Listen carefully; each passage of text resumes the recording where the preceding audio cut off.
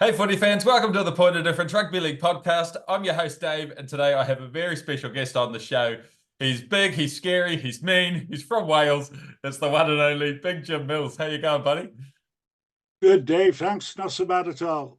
Oh, that's fantastic, man. Welcome to the show. Been really excited about this one all week. Been looking forward to meeting you, mate. What have you been up to these days? Well, I'm retired now, but I've just been down South Wales. I speak at a few dinners now, do a bit of after dinner speaking and just spend a bit of time in Spain. I have a place in Spain and getting a bit of good weather, so I'm slowing down a little bit. Oh, mate, sounds like you're still getting around doing plenty of stuff. You see, you're very active on Facebook with like heaps of old like pictures and photos of the past. Absolutely brilliant. Right. Yeah, it's wonderful. Yeah. Okay, man. So let's wind the clock back on your career, go all the way back to the start of when you were a young fella. Where were you born? Where did you grow up? And what was life like for you growing up in a post-war era? Yeah, I was born in a little town in Rhondda Valley called Aberdare in Wales. My mother was from Aberdare, my father was from Cardiff, and the war was just finishing, so she went home to Aberdare because they were bombing Cardiff. Right. Anyhow, when I was about 2, I went to live in Cardiff then, Yeah. And I went to a school. I played football first of all. I was a goalkeeper in goals, and I went to this school called Windsor Clive in Ely in Cardiff, and there was a teacher there called Sid Judd. Right. And you could look him up. He played for Cardiff. He was a flanker in the 50s. And he played for Cardiff. This was my teacher now, Sid Judd. He played for Cardiff against the All Blacks. Yeah. And scored a try, and they won the game. Wow. And the following weekend, it was 1953. The following weekend, he played for Wales against the All Blacks, and he scored another try and beat the All Blacks. That's incredible. That's right. And you can look it up. Sid Judd, his name was. And as I say, he scored 2 tries in the week and beat the All Blacks twice. So it is a tremendous record, but it's a sad story, really, because he got me in the yard one day, and as I say, I was playing football, and he said, "Come here, Mills." So I went over. I said, "Oh, Mr. Judd," he said, "come and play rugby with me." He says, "You're too big for that daft soccer game." So that's right. That's right. So I said, "What's rugby?" He says, "Oh, I'll show you how to play." So I got playing with it, and he taught me, and I was, doing all daft things and things. Yeah. And eventually he said to me, it was a lunchtime, and he said, "Go down and get me some fish and chips from the fish shop," he said, "and I'll get you a trial for Cardiff schoolboys." Really? Oh, I said, "Well," said, "Oh, yeah." And I was off down the shop. Anyhow, he after a few weeks, he got me a trial for Cardiff schoolboys, and I got in the Cardiff schoolboys side, and that was the start of my rugby career, really. Really? But before I left school, poor old Sid, we were called into the hall this day by the headmaster. Yeah. And he said, "Sad news, lads, Mr. Judd had died of leukemia." Oh, wow. And he was only 30. Oh, that's only such 30. a killer. So I remember crying my eyes out. And anyhow, that was the start of it. But he'd arranged before he died for me to, when I left school, to go into the Cardiff junior side, the youth. So I when I left school, I continued. I went into the Cardiff youth side. Yeah. Then I got in and when I was 19, I got into the first team. Oh, wow. Cardiff first team. And that's right. Yeah. But as time went on, I had a big offer from Rugby League. Yeah. And really, looking back, I wish I'd have stayed and got a Welsh cap and, possibly got a Welsh cap. And, stayed a bit longer in Wales. But I went north when I was 19 to Halifax. Right. Because my mate who'd left a few years before, Colin Dixon, a coloured lad, I don't know whether you remember him, and he played a lot in New Zealand. He came over with the Wales and Great Britain sides. Yeah. And I went up and joined him at Halifax. And that's where I started playing rugby league. So how did you end up getting to Halifax exactly? Were you scouted or did you go and try? Yes. Well, I think Colin Dixon recommended me. He was there. Yeah. And they must have said, "Have any forwards there?" And he said, Jim Mills, he's a good young lad. And I got £4,000, which was a lot of money in them days. Oh, good stuff. I could buy 2 houses in Halifax for £4,000. Really? So, Far out. yeah. That's amazing. Yeah. Did you find growing up through the grades as a rugby player, did you make rep teams quite easily with your size? Like, because you had a lot of running ability as well as your size. I found it a bit strange, really, Dave, because I've been brought up playing rugby union. Yeah. And then it's a completely different game, rugby league, as you know. And you know, I used to like the lineouts in rugby union and all that. I was good at leaping up there and getting the ball. You need about 8 guys to lift you up, though. Yeah, they weren't allowed to. They weren't allowed to lift you in them days. You had to jump if you were. True. If you were lifted, it was a penalty. Really? So there was no lifting. Yeah. So it was more, yourself leaping in the air, and I used to enjoy that. But it took me about a year to get into rugby league, really. Yeah. And I always remember this day. They said the coach Albert Fernie said, "You're in the first team."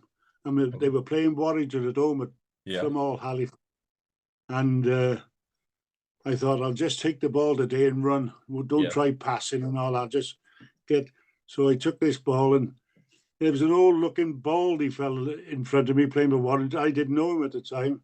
I thought I'll shift him, so I run at him. I thought I'd run into the Rock of Gibraltar. He caught me with his shoulder in the chest, and it was like one of them cartoons when they run into a rock. Anyhow, I found out it was a Welshman, Charlie Winslade, and he was a toughie. Really? And I couldn't have run into a worse bloke.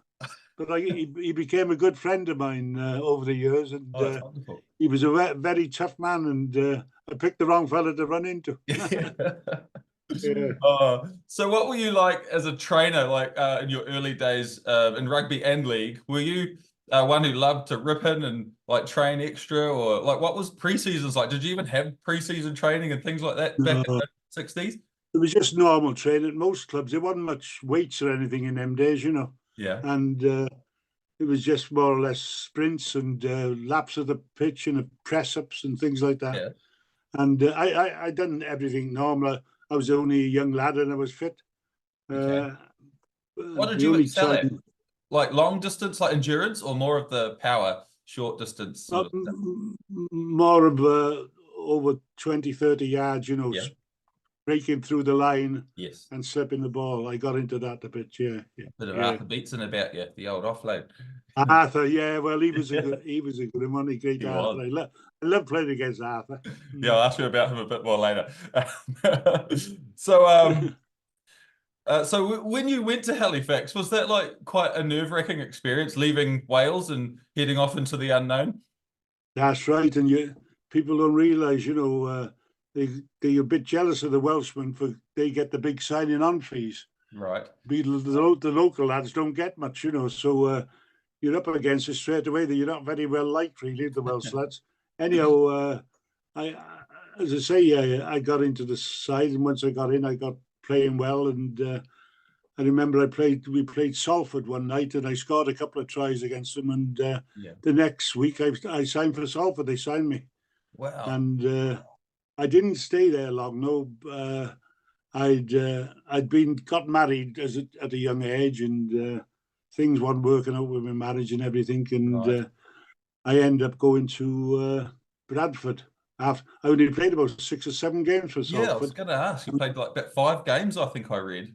So that's right. Yeah, and it was a very short time, and it was the time when there wasn't a motorway going over, and it was a long winding road to Salford for training, and at the time things weren't working out in my private life, so I thought I'll go. I was thinking of going back to Wales, back home. I'd had enough, and anyhow, Harry Womersley, who was chairman of the Bradford Northern Club, come round to see me, and he said, "Listen, Jim, don't pack." And he says, "Come to Bradford." He said, "We got a good side." He said, "And it's only down the road from Halifax, a few miles." he said it's a lot easier for you. So I thought I'd give it another go. So I went to Bradford. Yes. And that was about 68, 69. Correct. And then the 1970, I was picked on the Great Britain tour of Australia and New Zealand. Very nice. That was the last team that won the Ashes. Wow. Now, in the meantime, Roy Francis, who coached North Sydney and Leeds, a coloured man, famous coach in England. Yes. He was home on a holiday from North Sydney, and he came up to me at the bar in Bradford North after a game. He said, "Jim, I need a big forward at North Sydney." He says, "Come over." I said, "I'd be picked on tour." Yeah. He said, "You can always go on tour," which was true, but I should never give up that tour. It was a great tour and a great team, and they were the last team to win the Ashes. That's so right. Anyhow, like a fool, like mistake I usually made, I signed for North Sydney and got a tremendous contract, Yeah. And for me, and I signed for North Sydney, and I had 2.5 years in Sydney then. So what was the feelings like when you did head over to North Sydney? Were you apprehensive? Like, did you like the climate? Like, because that's completely different to the UK. I didn't realize what a big game it was over there. It was a massive game. Like football is in England. Yeah. Rugby League's the main game in Sydney, isn't it? It certainly is. It was really shocked. I was on TV shows, and because I'd given up the tour, so they were saying, this Great Britain player has just come over, and the Pommy Hard Man, they called me, the Pommy Hard Man. I thought, well, I could do without all this. And anyhow, I eventually got into it. But at the time, North Sydney didn't have a great side. I think when I got there, they played 8 and lost 8. It was a bit of a tough time, really, because it was all, you're the international, you should be. Yeah. The only really great player we had at North City was Ken Irvine, the winger. He was amazing. Great. Oh, brilliant and a lovely lad. Yeah. And Kenny, he was our star, really. Yeah. But he scored 176 tries in 171 games or something. It's crazy. That's right. He was unbelievable. Yeah. That natural speed he was, Yeah. And he was a great player. But I had just over 2 years playing at North City. Yeah. But never won anything. We were always the also-rans, mid-table to bottom, really. How did the players treat you when you arrived? Oh, they were great. I got on great with all the players, really great. Yeah. Made some great friends, Well, Noel Kavanagh and there's John McDonald who played for North City. Yeah. They'd come over the pre-season before. Okay. And George Ambram, the winger. And they played for Bradford with me. Oh, cool. So, so when I went to North Sydney, they were there. 3 of them played at Bradford with me, so that was good. Right. So I soon got friends with everybody, and I had I enjoyed my life in Sydney. Yeah. So you played back in the day, like obviously you're known as a very tough forward, and you would have played against some very tough men. Back in the days where scrums were proper scrums. Give us some stories about what it was like playing in the front row, being the size you are, and with the reputation you had. What was it like? What were people like against you in the scrums? Like, what went down in there? Yeah, well, every week you picked the paper up and you were playing against Bob O'Reilly. Wow. He'll crush Mills and this, that, and the other. You get stories every week what was going to happen to you. Anyhow, I got through it all, and it was like it's real good. South Sydney had a great side at that time, and Manly had a great side. Yes. And they had good packs of forwards, and I think Big Arthur was playing at Balmain when I was there. Wow. Arthur, and I got sent off the first time I played against Arthur. Oh, really? I was cautioned for punching Arthur, and then, believe it or not, Davy Bolton, the English player, he'd run at me twice. And I had a marvellous step on him, and he made a bit of a fool. Anyhow, he came a third time. He shouldn't have come the third time, and I got sent off. He went to sleep. We all know what probably happened. But Arthur was a great forward. He was and a lovely man. You know, I remember when he came to one of my first matches and I chatted to him in the bar. You know, he made me feel really welcome. You know. Yeah. But after that, we had a few fights, plenty of fights with Arthur. But, really? Oh my God. But he was I loved Arthur. He was a real great footballer and a nice fella, and just part of the game, really, when we played internationals against him. Yeah. Where would you rank him as, you know, one of the great forwards of all time? Well, he was definitely one of the best props I've ever played against. Because Arthur had it all. You know, he had this big backside on him, and he'd run at you and he'd turn his back on you. Yeah. And by the time you got round him, yeah, he'd slip the ball away, you know, and he had a little turn of speed as well. Really? And he was a tough lad, yeah. He had a good little turn of speed, and he was good on his leg for a big man. Yeah. So really, he was one of them players who had it all, really, Arthur. Wow. And there was another good prop called John O'Neill, played for South. Yes. He was a great prop, and there was a few good props there, and you know, some good forwards, some great forwards in Sydney.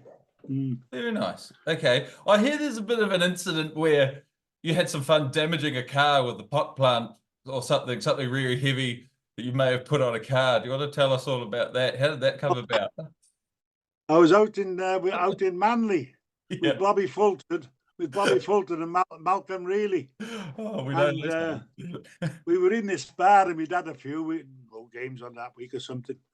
And Bob, we'd finished having a drink. It was closing time, and we were coming out, and it was like a shopping arcade onto the street. And Malcolm decided to pick this big plant pot up with a tree in. So I thought he was going to bring. I said, Malcolm, leave it for a man here. I said, so I get hold of it, and I picked it up eventually. It was massive, and then I couldn't put it down. It was so heavy. So I staggered onto the street like that, and there was a car there.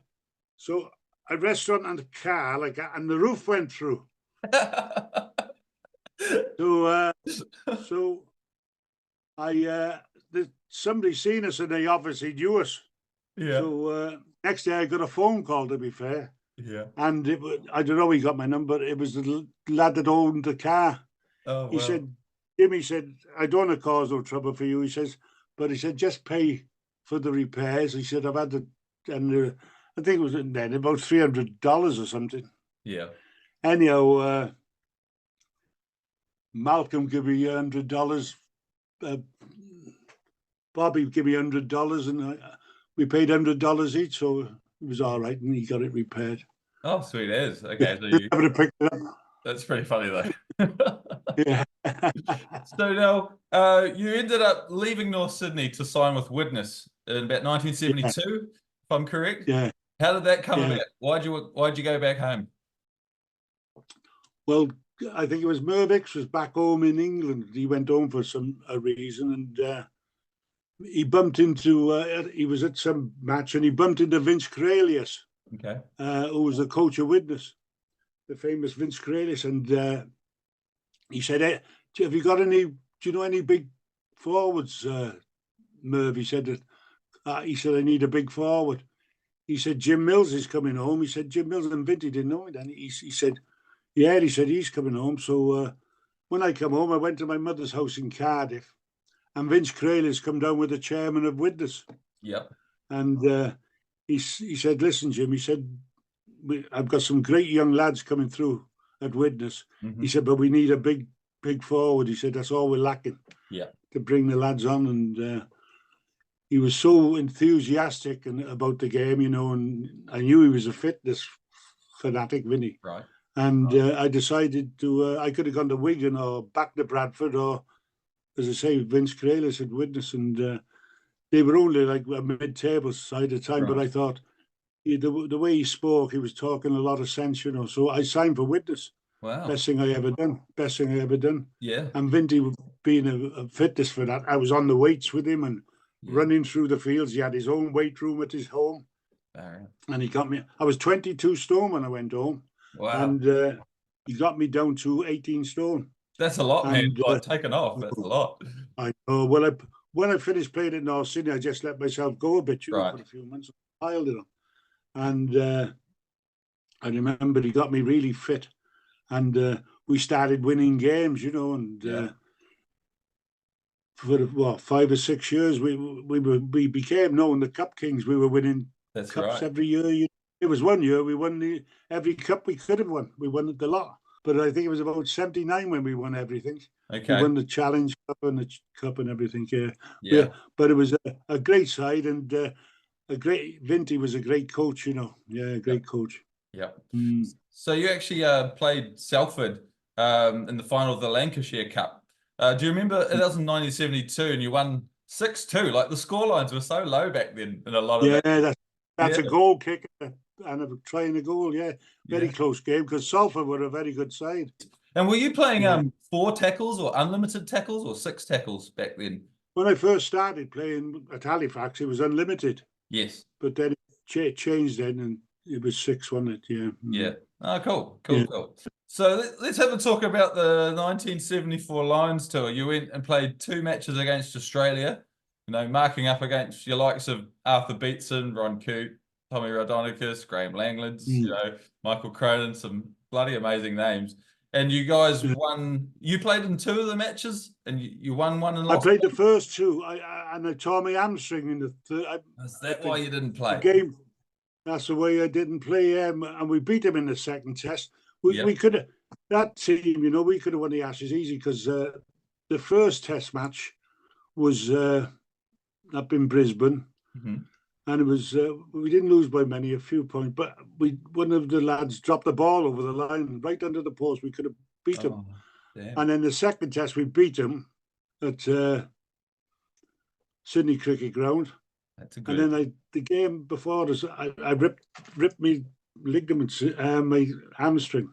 Really? And I couldn't play. I'd have let the boys down if I'd played, but they could have won that game. Yeah. I don't like saying it, but in them days, you had the Australian referees, and all your penalties were in your half, and their penalties was right in front of your sticks usually. It was a bit. I always remember in 70 when Great Britain won the Ashes in the 3rd test, because I was watching, I was on the terraces. Right. And Great Britain murdered them in that 3rd test, and they only won by a few points because the referee kept penalty.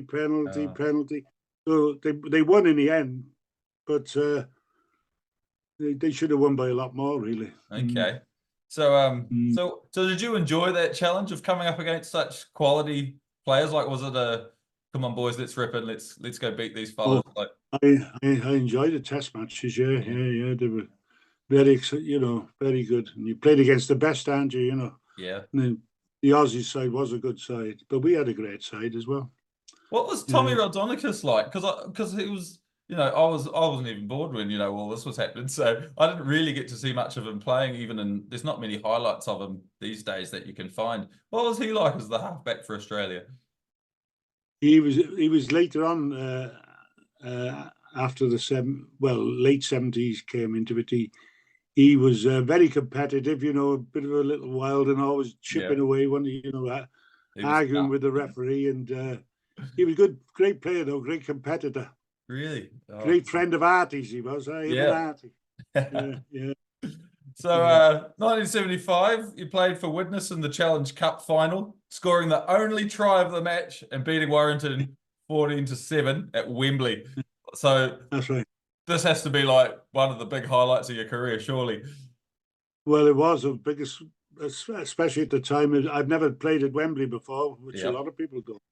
And my first time at Wembley, and we kicked off, I remember, and they kicked through in the first 10 minutes, and John Bevan, the Warrington wing, Welshman, come off the wing and he scored. And he played for Cardiff Rugby Union, the same as I did. He came up to Rugby League. Right. And then I scored our only try. We won 14-7, I think it was. Yeah. And it was strange because the 2 try scorers were Cardiff Rugby Union players. Like that. So we rubbed that in a bit. Yeah, a bit. So can you describe the try? Because I've never seen the footage. But what happened? How did you score the try? Like a good front rower try. Well, go down. We were putting pressure on, And Vince Corelli used to tell me to run out. I used to go out in the centres and run because I could run. Why not? And yeah, and we were pressurised, and it went and we nearly scored in the left-hand corner. Okay. So I moved out then into the backs, into the centre, and the ball come bobbing along, and John Bevan come and he slipped or something, and then the ball come to me, and I had nobody in front of me. I just run and went behind the sticks. Oh, too easy. And I tell everyone now, I only run about 20 yards, and but now when I tell the story, it's 75 yards. So, to be fair, though, that's a testament to your fitness for a big man, for actually having the capacity to actually get out in the backs after doing all the work in the forwards and actually being there and present to score that try. Yeah, that's what I used to do. A lot of my damage really was running out wide, Yeah. And because obviously it's a lot easier to run against little blokes than running at the forwards, isn't it? Right. If you can get run a bit. But I still used to do my bit in the forwards. Did all the forwards play 80 minutes back then, and he only came off for injury, or what was the interchange? Yeah, most unless you were injured, there was only 2 subs in them days, and you only had 2 subs, so nobody went off, because if another one got injured, you would be short. So most of us played through to the end, end of the game. You guys must have been super fit. That's impressive. Yeah. Well, I think the games are maybe a bit faster these days, so maybe they need a bit of breaks. Yeah. So in 75, you had the World Series, or it was the World Cup, but it was called the World Series back then, and you're selected for Wales. But it was like played out over 8 months of the year. Like, it's so different to now. Strange, yeah, strange. Well, we went down to Australia to start it off, 75.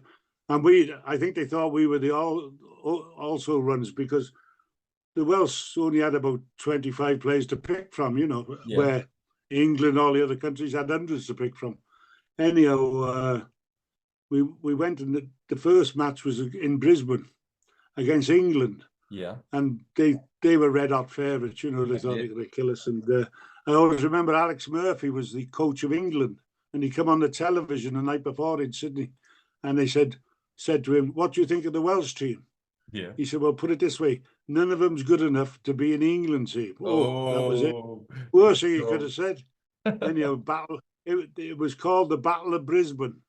Awesome. And the Battle of Brisbane, and I never forget it. The first scrum, I hit their prop Chisnell, and Tony Fisher was my hooker. Yeah. And he knocked the first scrum, he knocked Morgan out, the English hooker. And he went off, and Murphy sponging him down and shoving him back on, And he come back, and he's wobbling about. Anyway, we go down for the second scrum. Fisher hit him again. He was knocked out again. So anyhow, I said to Fisher, "Did you hit him again?" He said, "Aye." So anyhow, off he went, and there's Murphy rubbing him down again and put the sponge on his head. And he come on for the third time, and I said to Fisher, "Don't hit him again." I said, "Leave him there. He don't know what day it is. His legs were gone, his eyes were gone." I said, "Just leave him alone." He said, "All right." So anyhow, we had a scrum down, and as I went to go, I heard wallop, and I looked, and he knocked him out again. Oh no! I said, "Tony," I said, "Did you hit him?" He said, "Yeah." I said, "I told you not to hit him again." He said, "I couldn't resist it." That's what I was talking about with the scrums. all went down in there. Was there any retaliation? Oh, there was loads of fights, yeah, but we beat them. We beat them. That's but what they done with us then, England had a good rest, and Australia had a good rest, and 4 days later they made us play against Australia. Oh, you're kidding. So we got beat, but we had a good go at them. Yeah. We played New Zealand in New Zealand. You did too, actually. And did you lose that one? I think New Zealand won that one. Yeah, we lost. Yeah. I scored a try. I scored, but they beat us, and then we played New Zealand at home, as you say there. Then and that's the infamous match.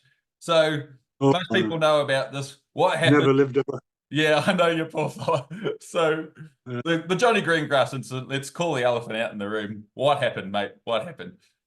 Well, like I've no excuses for it. I apologise and apologise. I apologise to all the people in New Zealand about it, but it was just one of them things.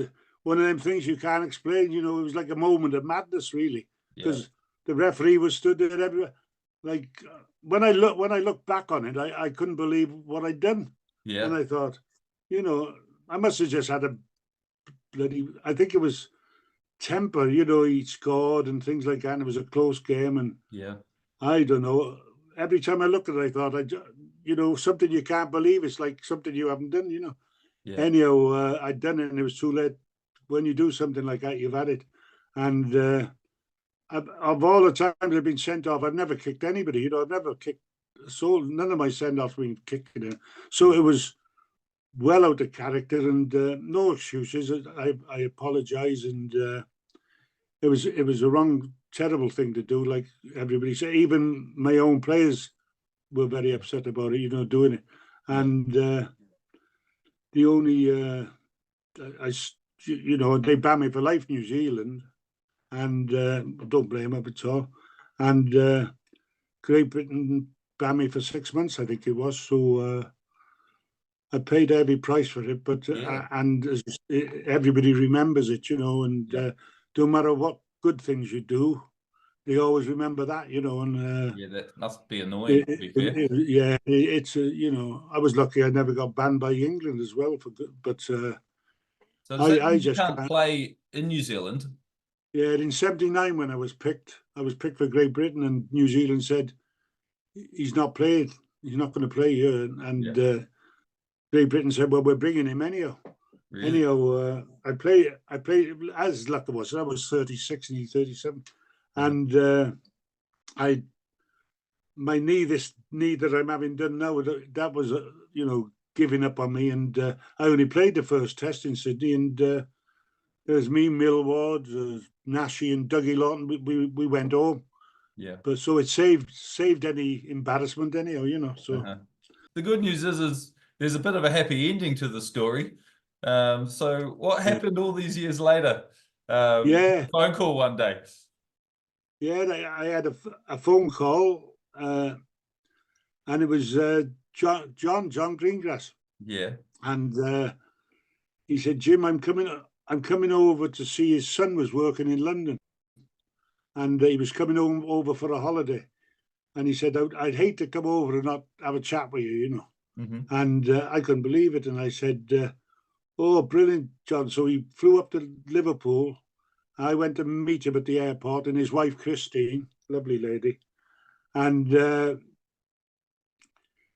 he came home here, and he had a nice time. We went out and had meals with the wives and really chatting. I had a chat to him when we were on our own one day. I said, I was awful sorry about that, John. I said, I don't know how I done it. And he said, Jim, to be fair to me, he said, there's a lot of water gone under the bridge. He said, it's all forgotten. So it made me feel really good, you know, because I thought, if the person you done it to can forgive you, well, you know, that's bad. But I've got so much respect for him, and I told him, John, I don't know how or why I done it. It's just a moment of bloody madness. Something gone bonks up there. Yeah. And I'm so sorry. And he put me at my ease and said, Jim, he said, it's all, well, not forgotten, but, you know, forgiven.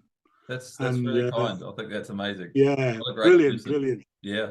And he came over again a few years later with his wife and stayed again. Yeah, and he had another nice holiday. I have a friend with a guest house down North Wales. He went down there, stayed there with them for a bit, and he went up to Scotland and had a really good time. And I still chat to him now on the phone. Nice. Paul, he lost his wife, Christine. That's a shame.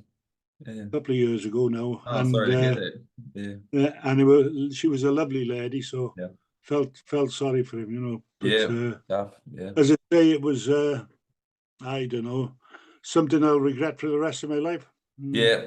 Well, what I want to do is move on to a more positive aspect, which I think gets overlooked, because I think you were actually an amazing football player. You know, like you're actually always remembered for that. And I think you're actually one of the toughest, like amazing ball running, fit, forwards of the game. That you could score a try. You scored like 70 tries or so in your career. Yeah. You over 300 first grade games. Many test matches. So I think that's the thing that should be highlighted about your football career. And I think that's right. And to top it all off, you got inducted into the Welsh Sports Hall of Fame in 2023. And so let's have a talk about that, something that is super positive and the way you should be remembered. How did that all go down for you? Well, it was something I'd never thought I'd get because of the incident with John Greengrass. I thought I'd never get that because it'd be, they frown on things like that. But I was at the dinner in Cardiff.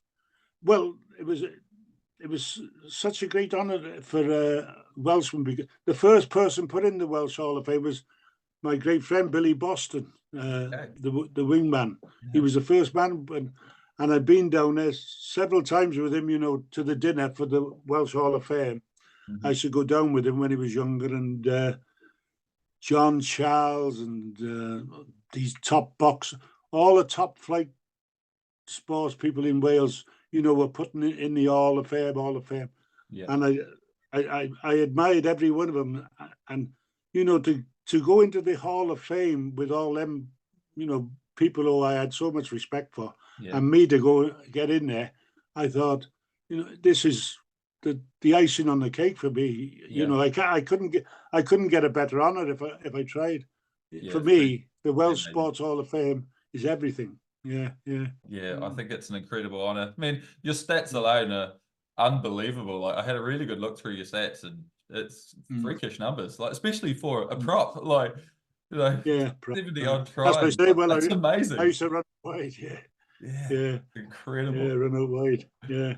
No, that's so cool. I also read that both Manly Warringah and the Canterbury Bankstown Bulldogs tried to sign you towards the end of the season to get you back to Australia. What happened there? How close did you come to going back? Well, it was 75 when we were on that World Cup. Right. And Ken Arthurson from Manly, the boss of Manly, he sent a message, said, would you play to the end of the season with us? And then a few days later, Canterbury asked me as well. Really? But I was married and everything, and I got married, and I had to go home for different reasons, so I couldn't really stay there, and it was only like half of their season, to just finish off the season with them. Would have been nice, but if I'd have been single at the time, I would have done it. But I wanted to get home, but it was nice to be asked. Yeah, for sure. Okay, 1975, you played for Widnes in the final of the Lancashire Cup over Salford, winning 16-7, as well as picking up the League Cup, the Players Number 6 trophy, as it was called back then. That's a pretty handy season. Yeah, that's right. Yeah. That's what I say. We were called the Cup Kings at the time. We were winning most of the things. And that day when Vince Crayless come to my house and signed me and said, we're going to be a great side, well, he told me the truth. They did develop into a good side. And at the end of the day, you can be the greatest player as you like. If you're in a good side, it's half the battle, you know what I mean? It's a lot easier playing in a great side than an average side, then you pick your honours up and you get your confidence and you play well, everybody respects you. Yeah. But it's good to be in a great side, and I was in a great side, you know what I mean? Oh, that's amazing. So you ended up going to Workington Town, is that right? For 76, 77? What made you go to Workington Town after being such an amazing Widnes side? Well, what happened, it was a John Greengrass thing again. Oh, really? I didn't know that. Yeah, it was a John Greengrass thing.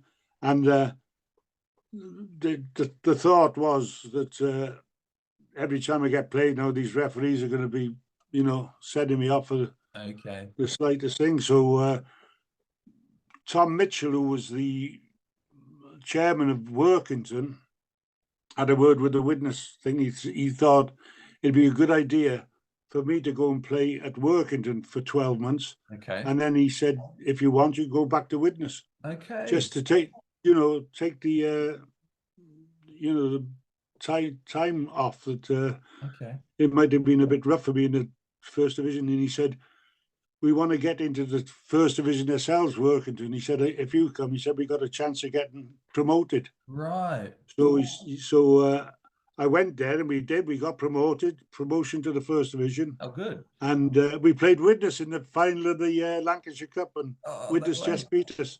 Yeah. And anyhow, I played 12 months there, and they got promotion. They done really well. And then he let me go back to Widnes. So do you think that was the right move for you, like to just get out of the limelight for a little bit? Yeah, I think at the time it was a good thing to do. Yeah, good thing to do. Nice. I say I made some great friends up at Workington and all, still my friends today, That's awesome. Yeah. I think it's incredible that you actually got them up to the first division. I think that's so cool. Yeah, well, they were a fair side, Workington then, they were a good side, yeah. Oh, that's awesome, man. So you went back home to Widnes for the 1977 season and you played out the rest of your career there. So how good did it feel pulling that Widnes shirt back on and running out for your favourite Yeah, club? well, all the fans wanted me back, so yeah. When I came back, I was welcomed like anything else. And yeah, the players were asking the coach to get me back, get Jim back. Anyhow, it was just like I'd been away for a few weeks. It was back with all the old lads, back playing again.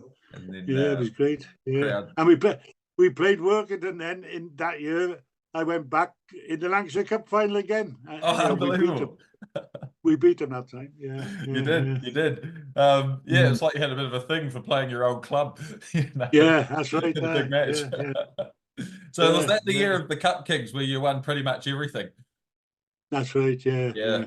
That's pretty incredible. We beat Wakefield at Wembley. I think we beat Wakefield at Wembley and won the championship. At a good side. Who were some of the great players in that side that you can remember? Dougie Lawton. Oh yes, he was the eventual coach, wasn't he? Yeah, he was man of the match in 70 in the third test when they beat the Australians. Yeah. When they won the Ashes. Dougie was man of the match that match. I was when I was watching. He had a great game. Yeah. They wasn't a team of really big names, but all quality players. They all really good players, and we played well as a team. It was a good side. When we played at that was 75, wasn't it? Yeah, when we played at 75 at Wembley, Chris Anderson, the Australian winger. Oh, really? Yeah, he came over because he played for us all that season, 75 season. He played for us, and he'd gone home, and we got the Wembley, so we brought him back for the Wembley final. Oh, cool! And he had a good game, and all. He played well when we beat Warrington when I scored. Yeah, Chris Anderson, he was the coach of the Melbourne Storm in 1999. They won their first premiership in their second season in the competition. It was incredible. Yeah. He was a good player, strong. Wasn't big man, but he was very strong. Yeah. Right. Okay. Yeah, good player. So you finished off that season with another Lions tour, getting another test win over Australia. And you also played a game for Widnes that season against the Kangaroos, beating them 11-10. Do you remember that? Yeah, we beat them. Yeah. They weren't very happy about that, I remember rightly. But we played them a few times at Widnes, and they usually beat us, but we beat them in that one. Yeah. Those were the days where provincial sides played the touring sides. Well, in fact, we're the last club side to beat them. That's amazing. That's so incredible to beat the Kangaroos, as a club side. How good's that? Yeah. So in 1992, you were inducted into the Widnes Hall of Fame alongside my previous podcast guest, Imosi Koloto, and my future guest coming up, Kurt Sorensen. Kurt and Koloto, brilliant, great forward. Koloto was unbelievable. Yeah, unbelievable. Great forward. Great hands on him, and big, strong man. Yeah. He was over not long ago. I had a cup of coffee with him down in Widnes. Yeah, he was over. Oh, I got to chat with him last week. He was absolutely incredible. Yeah. Yeah, and then we had Assini, who you've interviewed, Assini for Milo. He was another good one. Joe Grimmer. Yeah. Joe Grimmer, he was another good one. All the Kiwi boys. Yeah, we've had some great New Zealanders. Great. Yeah. Okay, so I've got a couple of fan questions for you. Question from Kian Coughlin was, what do you think can be done to promote rugby league in the UK as well as New Zealand, like to grow the game? Well, it's the way the game's going. There's so much worry now about damage to the head and people getting dementia. Whether it's same thing, I don't know, but I don't know. People are not enjoying the game like they used to be, because of the tackling. They hit you there, and your hand just drifts up a bit, and no damage, but it's a penalty. Yeah. And now they're on about, they're worried about the knee damage, and they're stopping people coming in low. Yeah. So you've only got a certain area where you can tackle safely. Yeah. And we don't want to see people hurt like that, but at the end of the day, it's spoiling the game a bit, to watch it. These silly penalties here and there, So I don't know. They're going to improve it really, because it's just going the other way. They're being very strict with the tackling, and it spoils the game a bit. And say the difference between a vicious head tackle to an accident sort of thing. You know what I mean? These referees should be allowed to referee, but they're terrified of being sued now for injuries. Yeah. Same with rugby union. Rugby union's the same over here. Yeah. Okay, I got a question from David Lightfoot. He wants to know, which Cumbrian player was your toughest opponent? Cumbrian? Yes. There was a fella called, when I came up, but he played with me at Bradford. He was a toughie, Frank Foster. Okay. A lad called Frank Foster. He was a tough lad, and when I played for Workington, there was the Gawley brothers. They were big, strong lads. I think that the Cumbrians are naturally tough boys. They're all tough boys, they're all ex-miners like the Welsh boys. Really. Right. They come from a tough stock. And I always remember when you go in the dressing room at Workington, the clothes pegs are about 6'6" in the air, and the poor old scrum half got to stand on the seat to hang his clothes up. Because all the Cumbrians are so big. Okay, Mike Harrison wants to know, have you got any stories about the nightclub you owned with Kurt Sorensen? Oh yeah, plenty. Yeah. I remember. We had some fun there, and I remember one night there was the town lunatic who was on the loose, and I was by the bar, and the doorman was scared. He was, believe it or not, it sounds like a cowboy film, but his name was Mad Mick, and he was always in Broadmoor prison, and he had a tattoo on his head here, cross. Yeah. And the doorman come across to me and he said, "Jim, that Mad Mick's at the door, he won't go." And I said, "Who's Mad Mick?" He said, he's a nutter, he's always in jail, he's mad. So I went to the back door and he's there, but I said, "What do you want, pal?" He said, "I want to come in." I said, "Your doorman's told you can't come in." He said, "Are you listening?" He said, "I want to come in." I said, "Are you listening?" I said, "You're not coming in." And anyhow, he says, he said, "You'll be sorry." So he went. I said, "He's rather bending." So I went back. Next minute, the doorman called me back, and I had a Mercedes car across the road where I parked it, and he's driving past my car, missing it by an inch. Wow. So I'm stood on the door looking at him. Next minute, he put it in reverse, right into my car, smashed all the back end in. You are kidding. So I run across the road, and he stalled his car. So I opened his door, and he was sat there, cool as a cucumber, and he said, "Accident." I said, "Well, here's another." I said, "Here's another accident," and I broke his jaw. I knocked him out on the bloody car park. Anyhow, so that I never seen him again. That was the end of it. God. He's a very brave man and stupid. Yeah. God, but his car wasn't insured, and I had to pay for mine. He smashed all the back end. Unbelievable. Anyhow, we got rid of him anyhow. Okay, so one last fan question. Steve McEwen wants to know, is your life ban from the New Zealand Rugby League still in place? It might, yeah, it was for life, I think. So It's still in place, but Still there. I don't think my knee will stand up to it anyhow at the moment. When I get my new knee, I'm coming over to play for Canterbury. Brilliant. Brilliant. Okay, I've got a few questions. I've got 3 questions for you to finish off. A few fun ones. Should we bring the North Sydney Bears back into the competition? Definitely. You know, the supporter base there is tremendous. You know, know, they haven't been in it for years now, but it's so strong, that supporter base. And you know, you only got to look on Facebook. You know, everyone's wearing North Sydney jerseys and all sorts still. And I think it's sad, and it's a lovely ground, the North Sydney ground. Yeah. And great history there, and it's very sad, really. You know, they should be in it. Yeah. How would you feel about a South Island team from New Zealand entering the comp? Yeah, well, that's it. Things like that expand the game, don't it? You know, and I'm sure they can put a great side together if they had one South side, and it's they've only got the one team now, haven't they? Just got the Warriors in the North Island. Yeah, that's right.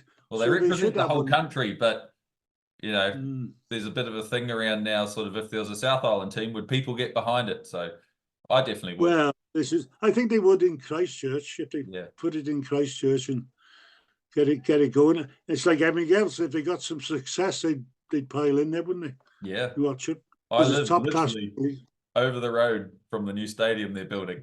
I literally live 10 meters away from it. It's pretty cool. Yeah. You never know. One day. I was at Carlo Park going. It was every time I played on, it was like a mud bath. Yeah, Carlo it's shocking, Park. isn't it? Oh, the car park now in Auckland. It's just a car park. Oh, it's not there no more. No, Carlo Park's long gone. Yeah. I always remember I wasn't playing this day, and we played at Carlo Park, and I sat in a stand, and I had a white very light Mac. And I was looking towards something. Somebody kicked a penalty into touch, and the bloody ball hit me on the chest. And I was covered in mud, and I could not even playing, and I'm covered in mud. I wasn't even playing. I was covered in it. That's awesome. Okay. So I'll ask, who's going to win the Super League in 2024, and who's going to win the NRL in 2024? I think the Super League year, I think it'll be Wigan or Saints, really. Wigan or Saints. Yep. And where else did you say? The NRL. Like, will the Panthers go for NRL? Well, I don't know. It's all changed since I think who's playing well there? Brisbane Broncos still going well, are they? Yeah, they're going pretty well. Yeah, they're always up there, aren't they? And Penrith they won it last year, didn't they? Penrith. Yeah, that's 3 in a row. One of them, I think. Yeah. Right. It was always Manly and South when I played, you know. Yeah. Well, Manly, they struggled. And Eastern Suburbs used to have a great team. Yeah, they're still up there. After I left. Yeah. Okay, 2 questions. What's your favourite TV show? Favorite TV show? You won't believe this. I gotta say it. Bloody Peppa Pig, because the great Jim Mills, the hardest man. Hey, listen. I sit down on that settee every afternoon, and my grandson comes round. He's only 5, Jonah, and he sits on my lap. And every first thing he says, "Put Peppa Pig on, Grandad." So that's all I watch is Peppa Pig. You know, if I do a list of, because I ask this to every guest on the show, if I put that next to your name and I put a list of everyone's shows. I like Jim Mills. I love it. I like all sport. Okay. I like all the sport. Last question. If you were on death row, what would your final meal be? My final meal? Yep. I think one of my mother's cooked dinners. Oh, no. Chicken dinner, a nice chicken dinner. Off my mother. That's what I remember best. Love you. I better not tell her why she belt me. Awesome, mate. Well, thank you so much for your time and coming on the Point of Difference Rugby League podcast and going back in the day. It's been an absolute privilege to meet you and chat with you about your career. Hear all the old stories. I absolutely love it. All right. Thanks, David. Lovely meeting you, mate. Yeah, you too. Best wishes to everybody in New Zealand. Thank you so much. So thank you to everyone for watching and listening on Spotify. Make sure you get on all the platforms and follow the show. YouTube, hit the subscribe, Facebook, join the group. It's growing like wildfire. Everyone's enjoying it. And yeah, we'll see you next time for kickoff. Catch you, everyone. Full time.